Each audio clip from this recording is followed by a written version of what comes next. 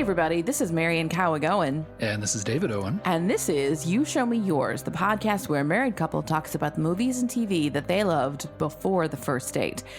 And today I was made to watch A Nightmare on Elm Street.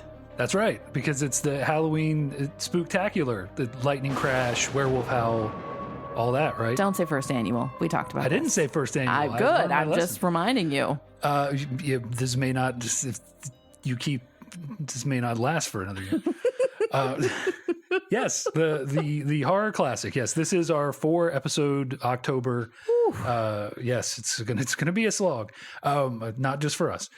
So Nightmare on Elm Street, of course, is the 1984 classic that started the franchise of Freddy Krueger. Freddy Krueger. What's his middle name? Frederick Archibald. Alabaster. Okay. I don't know. I like that. And you hadn't seen this along with the rest of the movies that we're doing for this special event. I had not. I have not seen many horror movies at all, which is fine. Frankly, I'm not into. I don't know. I like creepy thrillers. Sure, but just the horror is not my thing. But I saw one of these. It was either 2 or 3. It's the one where they're in a mental hospital. That's 3. Okay. So I saw 3 at a sleepover. And I don't know. I was 11, 12-ish. I don't know. And it was really not my thing. And for a while afterward, I didn't have nightmares, which would be apt for a Freddy movie. But I would just all of a sudden during the day just sort of be daydreaming and think about it and do a it was not my thing. So, and that movie was not appropriate for 11, 12 years old, whatever we were. Yeah, for sure. Although that's just that's theme. That's what you do at sleepovers is You watch inappropriate movies. All of these movies that we're going to watch, Nightmare on Elm Street, Friday the 13th, Hellraiser, and Halloween are all from the 80s and were all watched before the people should have. Yes. Halloween might be from 70. No. Anyway, they're all from. We were too impressionable to watch them when they were new or when they were brand new on VHS or 5 years later. That's a rite of passage. If you were a kid in the 80s, is you watched something on VHS that was way above your head. Many things, yes. Yeah. So this is, I didn't watch this early rite of passage. Lots of kids, that was the thing around the 5th grade lunch table is all the kids talking about all the Friday the 13th and stuff that they had watched. I didn't watch any of these. I watched some crazy, ultra-violent action movies, but never any of this, So when did you see this? 90s probably. Okay. There was a point especially in the late 90s when I worked at a video store where I just kind of set out to correct all of the missing movies from my catalog. I probably told the story before. We did a AFI Top 100 display, and I was responsible for picking up all those movies. And I watched a bunch of those, and then I went back and watched a bunch of other movies, classic movies that I had never watched, and then eventually that became horror movies and action movies from the 70s and 80s that I never saw. So there's something about your early 20s where you fill in the gaps of your whatever it is, education, film, music, books, whatever. I did a lot of watching classic movies that I had never seen, and really more recent ones that I had never seen because I worked nights and I had no local friends and I had nothing else to do. So I watched a lot of movies. I went to the Blockbuster and rent 6 things, watch them in 2 days. Yeah. Hot times. And then imagine being in a sort of a similar situation where I worked second shift in a city where I had very few friends and had free access to as many movies as I wanted to watch. Yeah. So this was one of those for sure. This is like I said, it's pretty much a classic. It started a huge franchise. It started I guess it didn't start Wes Craven's career, but it really cemented him as the horror director of that part of the 80s, and beyond. Here's the funny thing. Go ahead. The thing that's funny to me about this. All right. So Heather Langenkamp, who plays Nancy, who was read some trivia. Well, no, not even that. Okay. As the heroine of this movie, anyway. Before I saw any of the Freddy movies, I knew her as she was on the show Just the 10 of Us, which was a spin-off of Growing Pains. Yeah. And it was this big Catholic family because, of course, in the popular imagination, you have to be a big family to be a Catholic family. You know, if you only have one, what are you even doing? And she was the oldest, and she was very prissy and proper and not at all... Like, you sort of have a hard time imagining that actress is going to be in a horror movie. It's sort of funny. So, yeah. So I really think of her as, I had to look up the character name. Marie Lubbock was the character's name. I have a hard time imagining Marie in this role, but here she is. Yeah, and she became tied to this franchise. She's in the second movie. She's in like the fifth or sixth movie as well, and really she became known for this franchise. I was reading some trivia. She beat out like a who's who of 1984 actresses like Jennifer Grey and Tracy Gold and like all these all these like it actresses of 84, 85. Oh my god. Teen, that could play a teen. She apparently beat them all out for this role, and she does great. I think she really she does a good job of being like damsel-y, but also by the end she's very capable. Basically handles the whole situation herself. She looks very innocent and virginal, which as the heroine of a horror movie franchise, I imagine she's supposed to be. But also she can kick ass when necessary. And that's the other thing when you're watching a movie like this is before a lot of the rules were there, like final girls and virgins and promiscuous teens dying, like all that stuff was around and it had been happening, but it wasn't as formulaic or tropish as it would become in the next, like, say 5 years. Oh, okay. See, I've not kept up with any of this stuff. I just started, I saw Scream where all these rules are explicitly laid out, and I thought that had been the thing for ever. Yeah, I mean, didn't realize there was an evolution. These are like the foundational things, right? Like, what did Shakespeare write in? Iambic pentameter? Maybe. Whatever. Like somebody wrote in that before him, but it's famous because he wrote in it. Sure. Okay. Soliloquies are famous because, it's like that. Like, sonnets, I think you're thinking of. Sonnets, sure. I don't know. But yeah, like these are the movies, especially the ones we're going to watch, that Scream is explicitly referencing when it's talking about those rules, especially Friday the 13th and Halloween. So so these are like the proto horror movies where a lot of these rules are getting set down. Yeah. And this is one of the big ones, I think, for creating a capable female heroine who kind of, takes care of herself in the end. And I did, so even with not watching a lot of horror movies, I'm just, in the culture and I pick up things in the zeitgeist. And so I know about the concept of A, the final girl, and B, like the virginal heroine. Yeah.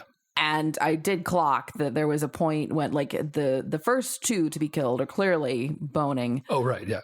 But there's something where it makes fairly clear that Nancy and her boyfriend, Johnny Depp, are not having sex. And I was like, I see where this is going.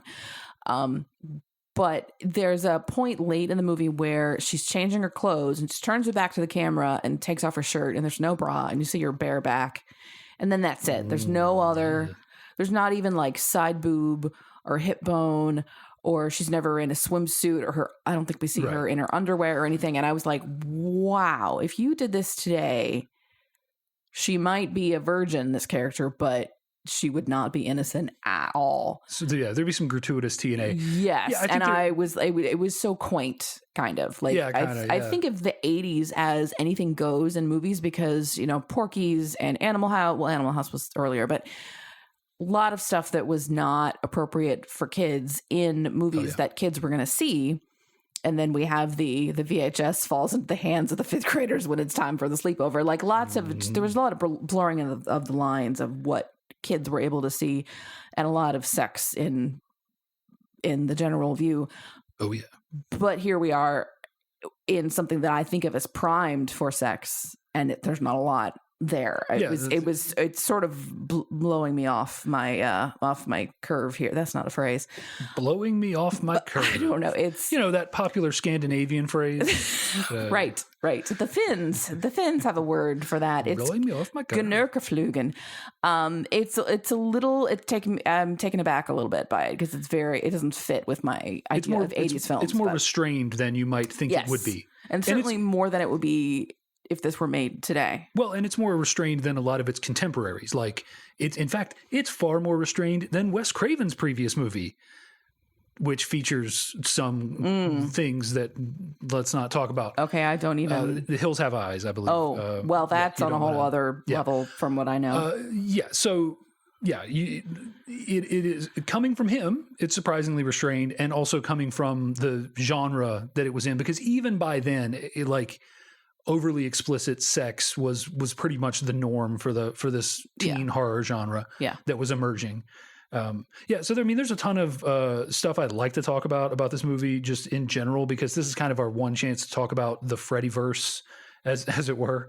But I want to hit on just some pretty low key stuff first. Then we will talk a little bit about the Nightmare on Elm Street franchise, and you can ask some questions. Speaking of soliloquies, here we go. No. Like, did you? So I will ask you. Okay. Did you notice the music in this? No. Okay, so there's a genre, and I don't really know what it's called, of synth music. It's this dark synth, like Carpenter Brute and a couple other guys. Whose names escape me right now. They do this like dark, brooding synth music, and like it is inspired by the 80s. And so often we've talked about this, I think, before. You hear their music and you go, that's cool, and I love that. That ain't what music sounded like in the 80s. Like the music in this, especially some of the boiler room music when he's chasing a couple of the victims, it is just so straight up 80s synth, dark, just amazing music. Oh, see, I didn't even notice it.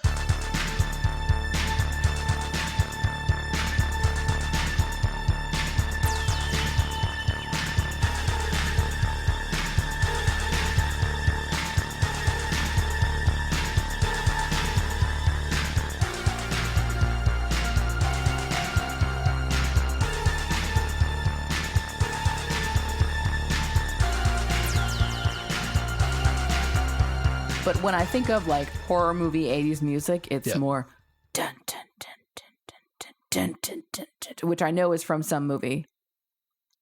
Maybe Friday the 13th? I don't know. Friday the 13th is... Maybe that's it. I don't know. Okay, stop. I need to sleep tonight. Don't do that. It's got a great theme. This great like sort of gentle piano sort of theme that it's got going, and then it juxtaposes to this just like really synth heavy. I mean, it sounds like John Carpenter wrote the music for this, and this is one of those things. Like normally, I'm like, it was a Stan Williamson, and he went on to do this, and I don't know who did this music. It's great. How do you not? Yeah, usually you are a wellspring of information. Well, usually because I have that sort of focus thing that people with ADD have, where I find something that I love and I absolutely absorb every possible bit of information on it. Like I hyper focus on it. And for whatever reason, I guess I never gave this movie's music the respect that it deserved. But sitting here tonight listening to it, I was like, hey, this is a banger, man. I got to get like Boiler Room Chase music on my playlist. Okay. It is good. Okay. But yeah, and then also there's the iconic 1-2 Freddy's Coming for You with the girls. You know, like this is the movie that created creepy schoolgirls doing a thing or singing a song. Really? Well, I feel like creepy schoolgirls have been a thing for a while. They perfected it. Creepy girls in uniforms singing a song in unison. At minimum, The Shining. They don't sing a song though. They talk in unison, which is just about there. Sure. But yeah, so come play with us. Yes. Forever. You do that too well. I've seen that a couple times. Mm-hmm. Yeah. So, music. Yeah. Like, you obviously didn't notice it. So this bullet point's not going anywhere, but it's great. Sorry. Listen to it. It's wonderful. Yeah. So I have some favorite sort of effects shots and like moments from this movie. Did anything stand out for you?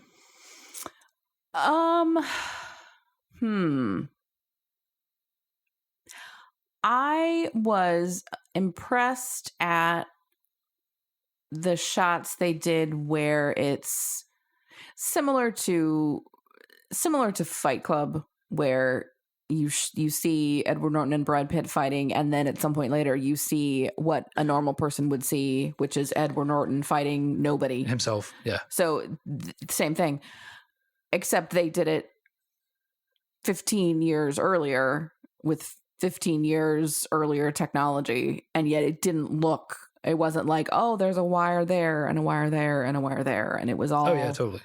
It was better done than I would have expected for a 1984 movie. Yeah. Well, yeah. There's the scene where, and I didn't write her name down, but Nancy's friend who dies first. Tina. Right. Right. Yeah, where she gets killed, and like they're struggling, and then all of a sudden she's floating through the air, and then she's on the ceiling and getting dragged across. And that scene in particular is really impressive because the boyfriend is in the foreground, and like.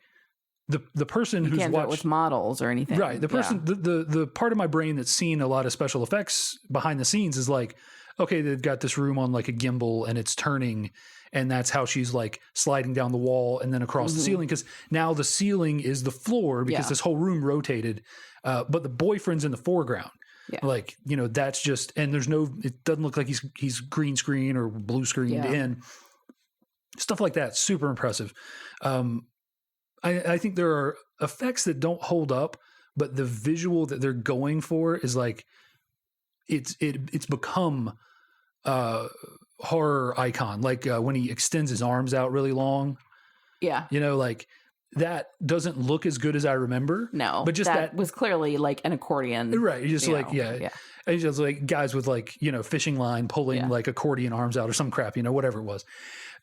But like that's an iconic Freddy scene, like when he does that. Yeah. And there are a lot of just like really good, quick little practical effects, like the one that I actually called out when Nancy is sleeping and he pushes through the wall. Yeah, they got a lot of mileage out of that. Well, you saw that kind of thing a couple times. Yeah. But it's just some latex, and he just pushes into it as hard as he can, and you get this great impression. But because they've established, because something falls off that wall, like they've established this is like a wooden wall. They add in all these like wood creaking sounds. Like you really believe he's bending reality. And then just I think his makeup overall, it gets more specific. Like he gets a very specific burned look later on. Yeah, you didn't really get a good look at him. Yeah. Which I think contributes to his scariness. Oh, yeah. There's a moment right before that arm accordion thing where like light just kind of flashes up him and you get this real brief look at his face. Like it's just a really brilliant way to do something like that. And then, just like little stuff, like she's going up the stairs and, she's in a dream. So the stairs are like marshmallowy and, her foot just sinks in and you can see it's just literally they cut a hole in the stair and they put some marshmallow fluff in there and she stepped in it. But it's just all it's relatively low budget trickery, and just good, well done filmmaking. And it all comes off really well, even though if you can look at it now and go marshmallow fluff or latex, or whatever, it comes off really well within the context of the movie. Yeah, I think the pacing makes you don't stop to question why is this, Yeah. And it is a really well-paced movie. Yeah. Like absolutely. Like even the sort of the slower bits are really they're peppered in there and they work really well, like when she's at school and she sees Tina and she's following her. And it's just all, and like some of that stuff is just great momentary visuals. Like when Tina's in the body bag and then her feet lift up, but no one's lifting them up and she gets dragged off the screen. Like it's all super simple stuff, but they get so much mileage out of it by shooting it right. Yeah. A lot of just a lot of scenes like that. I mean, you could keep going for sure. Like there are some great gross out scenes. Yeah. Anytime when he sliced himself open and you saw green and worms, and I was like, oh, like he cuts his fingers off for no reason. Even of Johnny Depp, baby Johnny Depp's death is great, where he gets sucked into the bed and just like 50 gallons of blood. Like I don't even. Yeah, like 50 gallons of blood shoots out. Well, yeah, I think this does benefit from a certain type of person, i.e., me, watches part of this through their fingers. So I was not examining the gross outs of anything, the effects. Carefully. I was just like, ew, I don't want to. Yeah, but I think was it 3 or 4 solid jump scares for you in this? Yeah, enough that I scared the cat. You gave the cat one jump scare. Yeah. There are a lot of times when I can tell that a jump scare is coming, and I will if I have a drink, I will put it down and I move anything breakable from like my orbit, and I know it's coming, and I brace myself, and still I jump. Yeah. Oh yeah. Yeah. I've seen this movie like 3 times. I know every jump scare, and one of them still got me. Yeah. Also, jump scares have become so much more formulaic. Like we were talking, that this is a prototypical. There is like the first jump scare, the one where you scared the cat. That one is a very stereotypical jump scare. All the music cuts out. It's when the boyfriend tackles the fake out. Yeah, the fake out. Yeah. That will go on to be known as the cat scare. When you just a fake out scare, because most of the time going forward, it's a cat. It's not. It's not a boyfriend. Yeah. Like that is technically a cat scare because it's a fake out. That's funny. And that could have been a cat. It doesn't matter.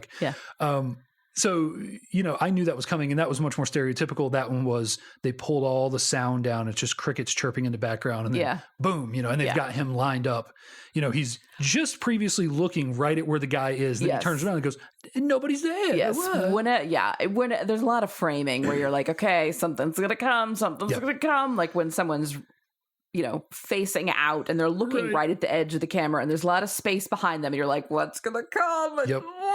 And I jump anyway. And it's funny because a lot of this stuff, a lot of the jump scares in this are, again, establishing the tropes for jump scares or feeding into them, like reinforcing them, because these jump scares were done in movies 5 years before. Mm-hmm. It's reinforcing all of these sort of stereotypes of jump scares that all of the directors of like the 2010s had to subvert to get jump scares to land anymore. Oh gosh. Now we can't, now when they close the medicine cabinet, there's going to be someone behind them. So, they got to close the medicine cabinet, not see someone, then turn around and be nose to nose with the bad guy, that kind of thing. So these movies, this movie and these movies that we will watch, they are interesting for that. We won't linger probably as much in the other movies on this particular subject, but just know that we are watching.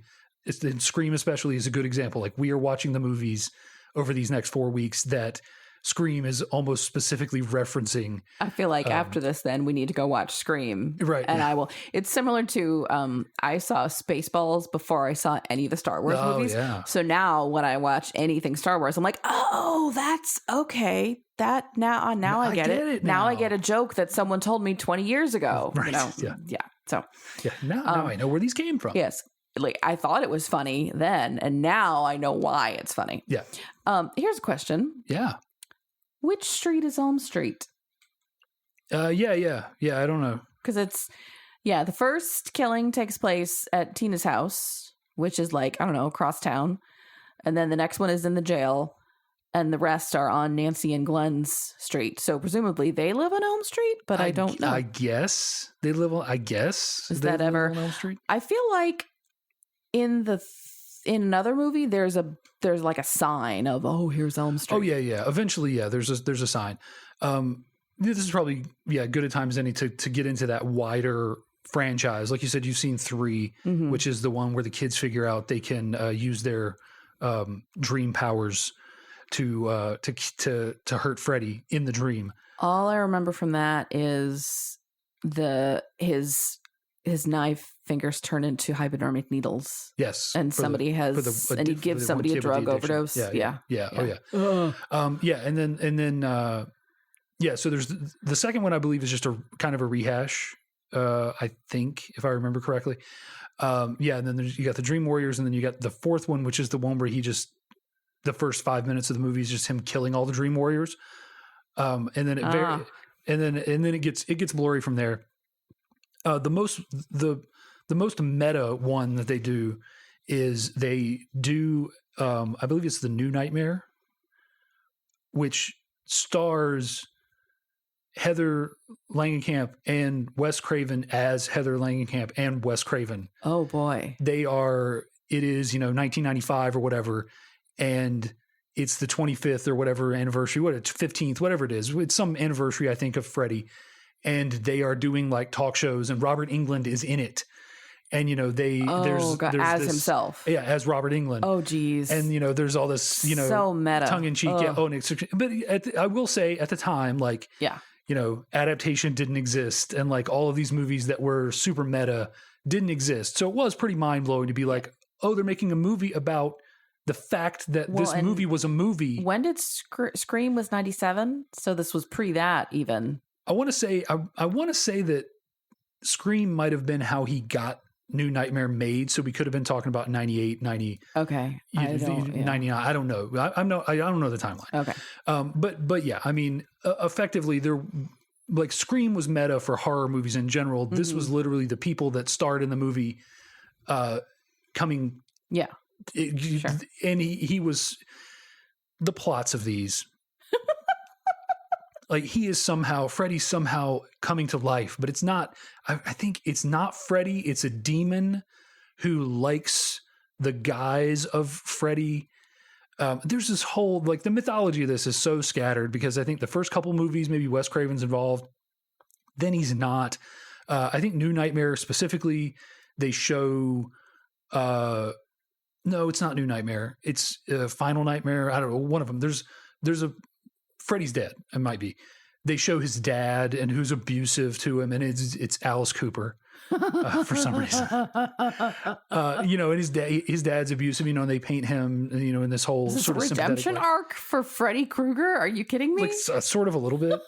And then, like we were talking about, the blurb on the movie when you rent it on Amazon Prime says he's a pedophile, but he's explicitly not a pedophile. In fact, trivia. Reading up some trivia on this.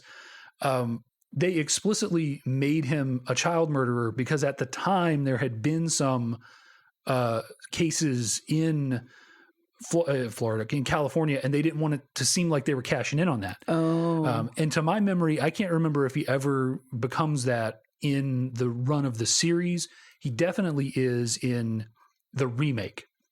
Very explicitly is, but he is just referred to as a child murderer here, and the glove is his device of murder. Like, that's sort of a weird flex. Like, a murderer is bad enough. Do we really need to? Well, yeah. Like, I don't. Yeah, just the fact that he's just this weirdo that kills that kills innocent children. I'm good. I've reached my outrage level. I don't need to be more disgusted by this. But it does bring up a good point of like, Nightmare on Elm Street is a revenge movie where a child murderer who has 20 plus confirmed child murders, who escapes justice because of a clerical error. Oh God, yeah, that was is killed by is street justiced by a bunch of parents in the neighborhood, and he gets to come back into the kids of those parents' dreams and kill the kids.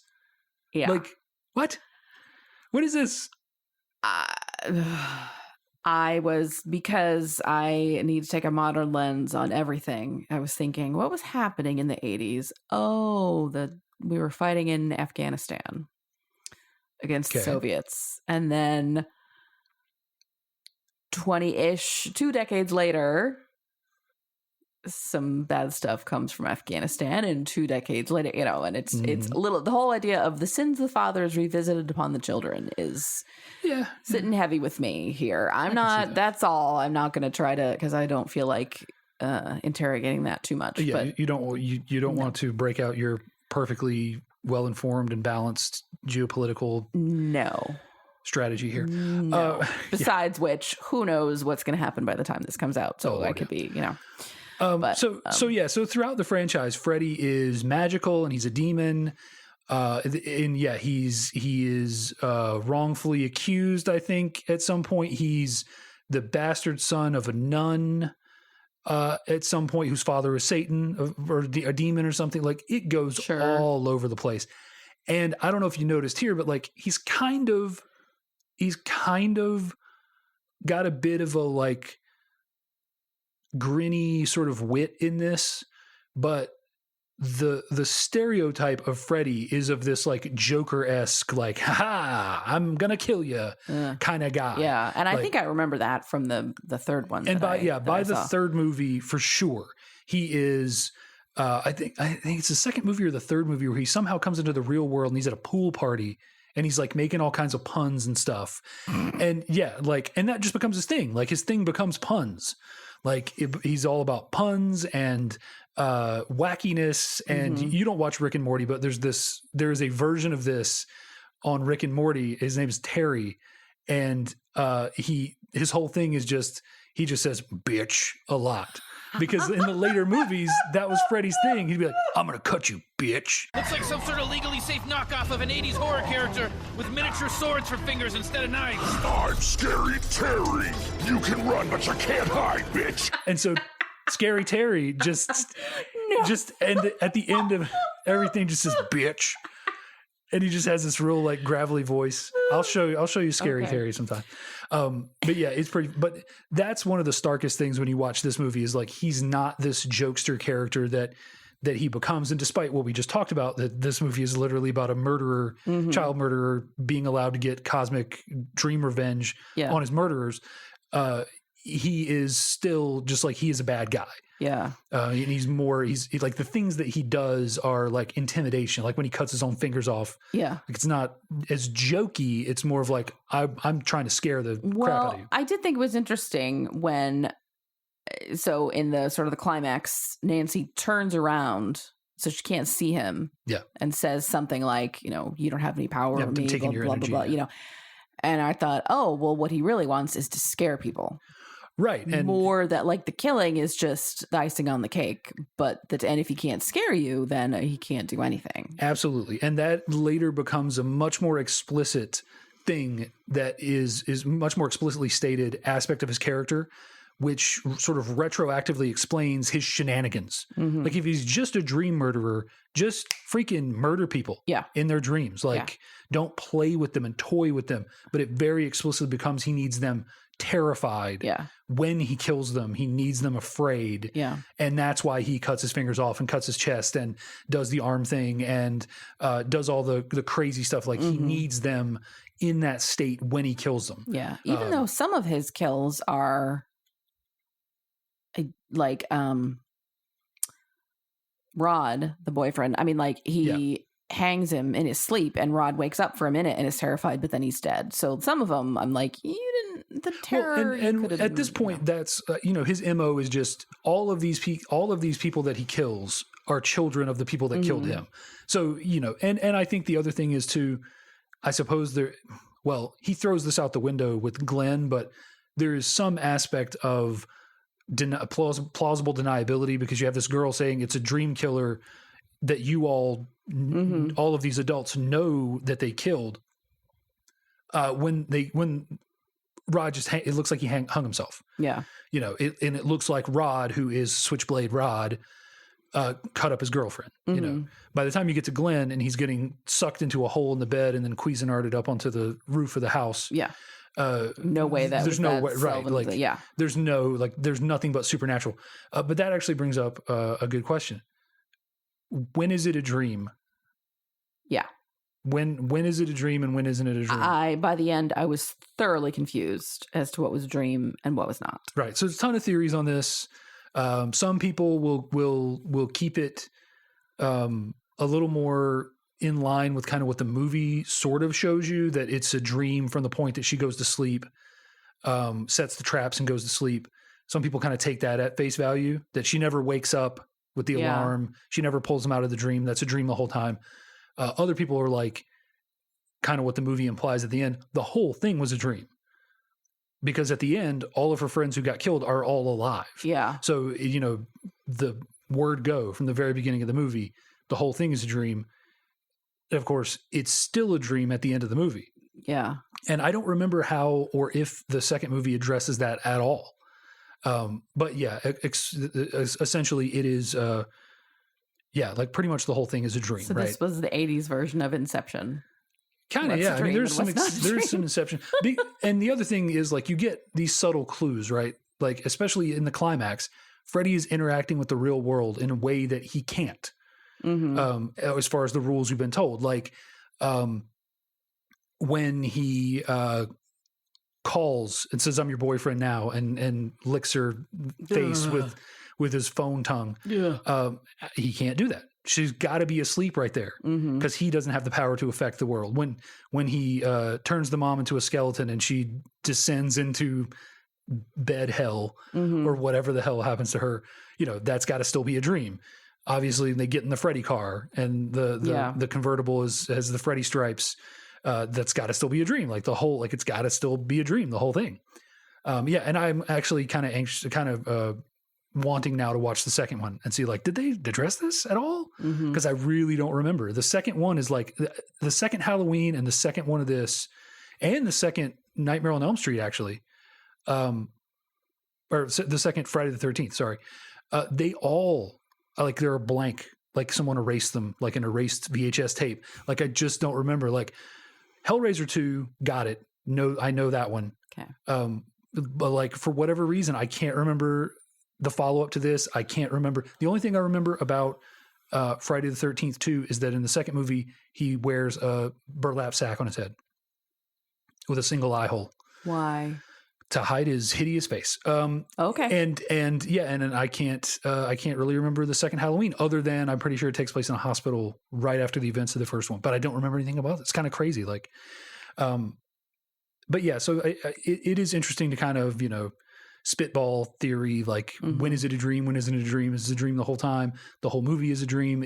Are there points in the movie where she's waking up and then going back into the dream? Like, what are the rules and how does all this work? And, like it's who knows? And like I said, the franchise evolves and retcons itself you and won't get answers. Rewrites, so don't even, so you never will know. Yeah. Like there's a point where for some reason, Freddy claims souls.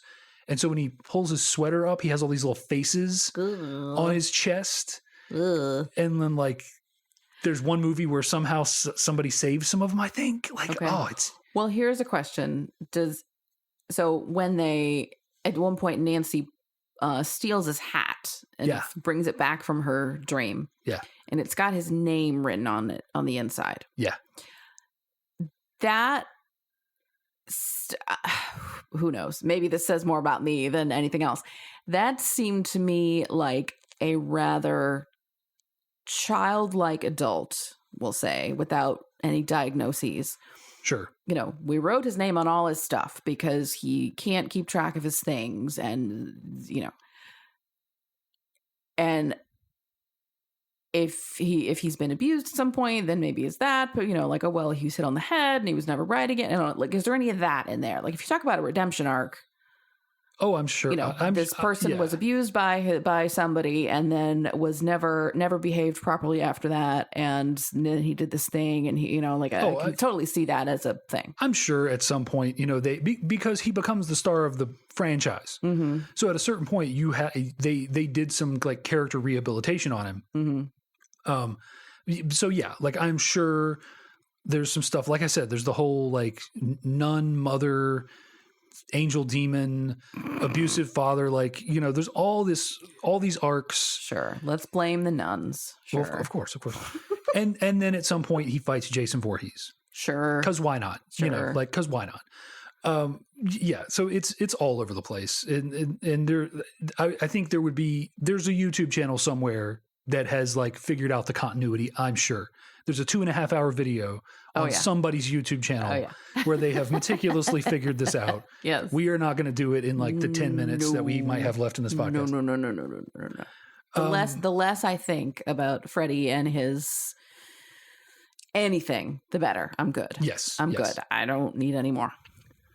Yeah, I mean, speaking of any more, like, what you got? Anything else? Like, we haven't. Great. The parents in this movie.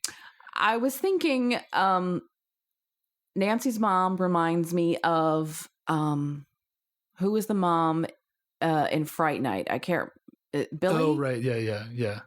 Just. Yeah, she's not a horny mom. No, she's... But I'm sure she could be if given a hot neighbor. And that other mom didn't drink and have bottles of gin hidden somewhere. Right, everywhere. That we know of, but I'm betting she could. She could, oh yeah. So, yeah, was the 80s big on, like, absentee mothers? Well, I mean, it was certainly big on divorce. Yeah. That's, if nothing defines Gen X, if not divorce. But yeah, like the parents. So, I mean, I sort of give her not a pass, but like I can sympathize with her. I feel like probably she wasn't like this before before they burned Fred Krueger to death, and that's probably that led to her downfall and the marriage falling apart. Do we know when this was? So Nancy is 15-ish. Was it like when she was 10 or 2 or before? I don't know. I mean, that seems like that. That seems like that would affect where the curve of the life happiness would happen. I'm not 100% sure when it actually when it is supposed to have happened versus when we are now in the movie. Yeah, I don't know if Nancy was born at the point that this happened and they were doing it because they feared for the lives of the remaining living children. Yeah, or was it like Nancy's classmates or would-be classmates or I feel like that anyway. Too many questions for me to ask. Yes. But then John Saxon, the dad, like this. I don't know if you've ever seen him and stuff. He's in a ton of horror movies. I feel like I must have. His face looks very familiar. He's just like a franchise. He's a horror mainstay. Okay, like he's in a bunch of different movies and a bunch of stuff in the 80s and. Like he's great, and his bumbling sidekick Garcia. Who is kind of like, I want that character more fleshed out. Like, there's a point where they're going to go down and check on the prisoner Rod, and he can't find the keys. And he's like, where did I put those keys? Like, there's a version of this. I feel like there's a couple takes where they were just like, improvise. Yeah. Go ahead, Garcia, improvise. But the dad is just like, and it's a great divorced TV family. Like the dad's a workaholic. They come into the police station. He's the police chief or something. Yeah, and he's there at 3 a.m. He's there at like 3 a.m. Well, because they always show him at the police station, I forgot until like 3/4 of the way through the movie that they were divorced. Right, yeah. Because the neighbors say something like, oh, well, she's just all alone. And I was like, wait, she is? What? Oh, yeah, that's right. Okay. Yeah, maybe that was just, all the kids have divorced parents now. You got to make that a thing. Okay, sure. Yeah. But I don't like. I think it would have worked just fine if they were still married. He could still be a workaholic. Yeah. I think it doesn't add nor subtract to have them in that situation. Yeah. It's an easy way to explain why he isn't more involved in certain aspects of the like direct care of Nancy. Yeah. And if you want to see, I think. The explanation of guilt, the drinking, the breakdown of the marriage, those three are likely related. So So at the beginning of the movie, I said, some of let's watch this. Some of these you might notice some special effects didn't hold up. There's a notoriously bad special effect at the end of this movie, and I don't think you noticed it. Is it when? I can't even remember. She says like, I'm taking my power back or something. And she goes to open the door and then there's this like blue light thing. Oh, no, like the rotoscope cartoony. Yeah, that was pretty lame. I mean, that's cheesy, but so the effect is, and in real time, it is hard to notice, but it's been freeze framed and slowed down so many times. Okay. At the very end of the movie, the convertible converts and it's Freddy Krueger colors. Yes. And the mom is standing there by the door. Freddy's hand bursts out, grabs her face, and then pulls her through the small window in the door. Yeah. it is so obviously like a blow up dummy and like not like the pleasure doll, but like it is so obviously like a dummy. Mm-hmm. They do a really good job watching it in real time. I will say they do a really good job of it not staying on it for too long. Mm-hmm. But yeah, if you frame by frame that, like you can see he just pulls this, limp. Oh, that's funny. Dummy with no weight to it up and pulls it through this window. Oh, that's funny. Okay. And because like the human body should have not fit through that window. Right. But I'm sure by that point they're like, we don't have the special effect money to do this. You could have just had him, crash his hand out and grab her face. Like he didn't have to pull her through the door. Yeah. But yeah, so that's kind of become a notoriously bad special effect in a movie that, like I said before, I think is otherwise filled with great, if not timeless, but great special effects overall. You know what's funny about that car? Something about, I don't know, was it the larger than life stripes? Something. I was getting Beetlejuice energy off the top of that car. Oh yeah. I don't know why. Is it the big stripes? I think it's the stripes. Yeah, okay. Paint that black and white instead of red and green. Yeah, for sure. All right, Nightmare on Elm Street, the first movie in the Halloween. I'm calling this the Halloween Spooktacular. Sure. Whether you like it or not, that's become the official name of it. Just keep your voice normal, please. Because I kept saying in my head, like, I'll call it the Halloween Spooktacular, but like a better version of that, So yeah, so the first movie in the inaugural. Thank you. That's Halloween. Better. The first annual inaugural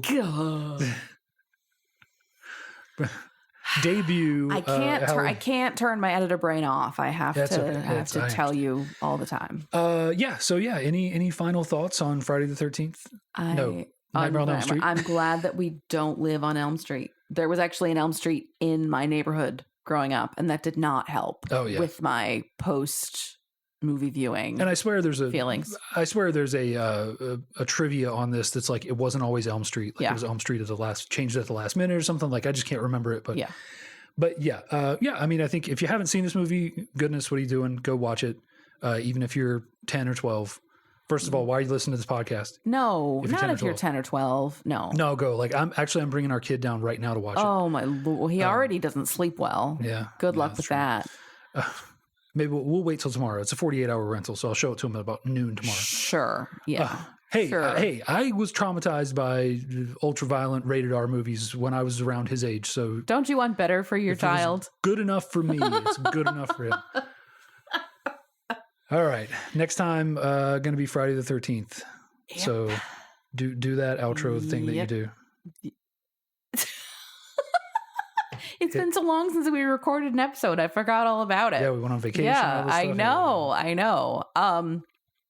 Yeah, vacations are nice, folks. Take one if you can. Yeah. It was pretty good.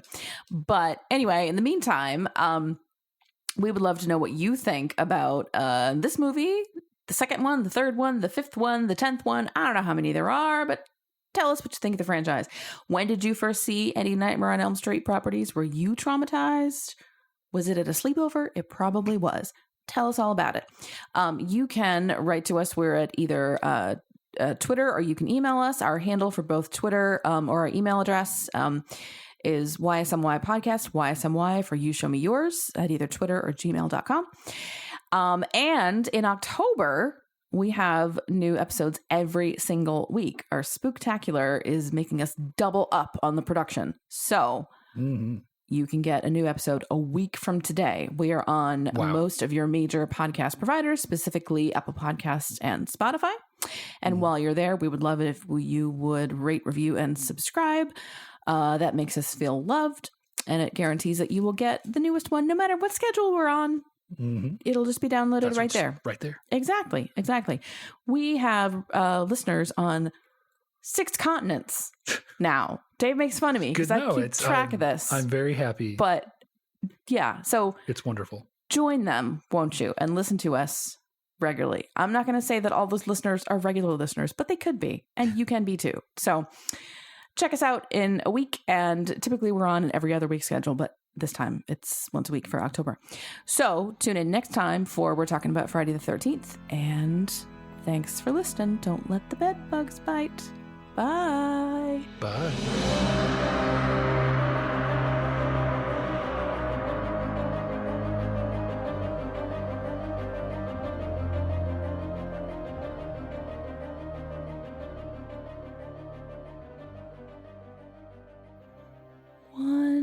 2, Freddy's coming for you.